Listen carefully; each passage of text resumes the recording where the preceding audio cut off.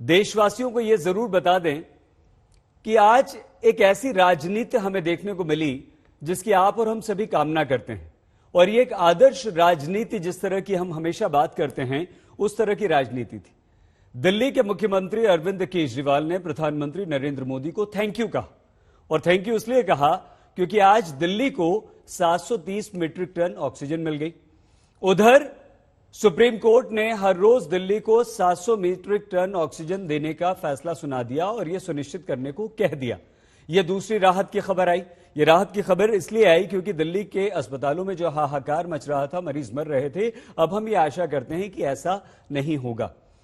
तीसरी बात यह आई कि सुप्रीम कोर्ट ने कहा कि महाराष्ट्र सबसे ज्यादा प्रभावित था, लेकिन ऑक्सीजन सिस्टम मॉडल से उसने वहां पर ऑक्सीजन की कमी नहीं होने दी। तो दिल्ली मुंबई से सीख ले, यह हमारा देश, यह हमारे देश की एक सपनों की आर्थिक राजधानी है और दूसरी देश की राजधानी है, तो एक दूसरे से सीखने में कोई बुराई नहीं है। नवाब मलिक जी, इन शब्दों के साथ शुरुआत हम आपसे करना चाहते हैं।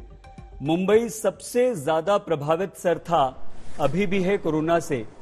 ऑक्सीजन इस कोरोना में सबसे महत्वपूर्ण है, वो क्या मुंबई ऑक्सीजन मॉडल या महाराष्ट्र ऑक्सीजन मॉडल है जिससे आपने इस पर काबू पाया, जिससे दिल्ली को आज सीखना है?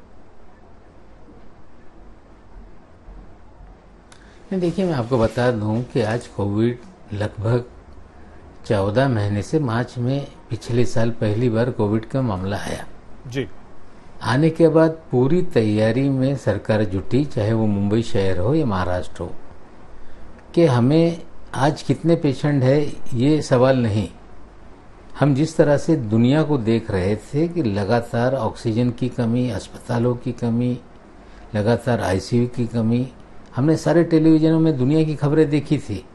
उस समय मुंबई हो, महाराष्ट्र हो, पूरी तरह से कि अधिकतम अगर पेशेंट आ जाए तो हम क्या कर पाएंगे, इसको लेके हमने तैयारी शुरू की। आज मुंबई शहर में एक एक जंबो केयर सेंटर है, जहाँ पे 2500 क्षमता मरीजों के हमने जंबो केयर सेंटर बनाए। उसमें लिक्विड ऑक्सीजन टैंक, पूरी तरह से पाइप से ऑक्सीजन की सप्लाई का सिस्टम, और उसी 2500 का अगर कोई जंबो सेंटर है उसमें आईसीयू यूनिट भी है, डायलिसिस सेंटर भी है।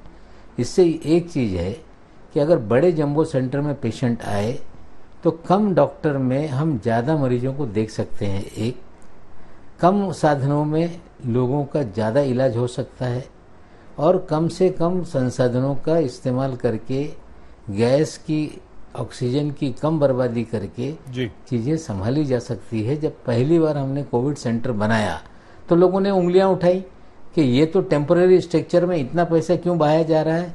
लेकिन मुख्यमंत्री हो, सरकार हो, सभी ने ये तय किया कि कितनी भी टीका हम पे होगी, लेकिन हम सबसे पहले जंबो कोविड सेंटर्स बनाएंगे।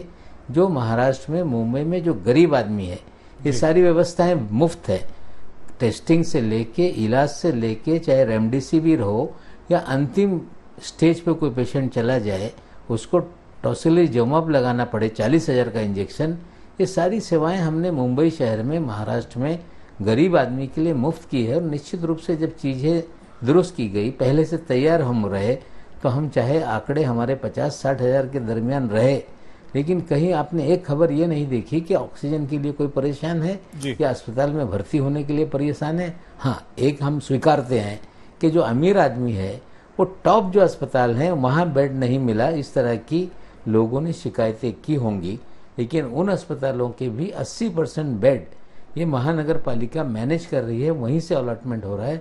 इस सारा सिस्टम के कारण कहीं ना कहीं आंकड़ा चाहे बड़ा हो, संख्या बड़ी हो, लेकिन मैनेज करने में कामयाबी मिली है, ये सच्चाई है।